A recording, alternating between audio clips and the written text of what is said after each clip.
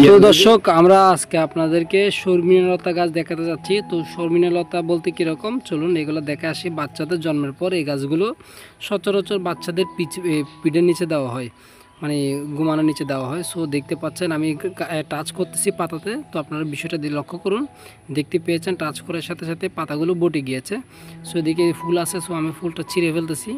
তো ফুলটা ছিঁড়ে ফেলার পর লক্ষ্য করে দেখুন গাছের পুরা পাতাগুলো বুটে গিয়েছে, তো ঘুমিয়ে পড়ছে এবং নিচের দিকে ডালে পড়ে ছুটে পড়ে গেছে। তারপর আরেকটু লক্ষ্য করে দেখতে পাবেন, আমি আবারও দেখাচ্ছি আপনাদেরকে। দেখুন পাতাগুলো নিচের দিকে হয়ে ছুটে পড়ে গেছে।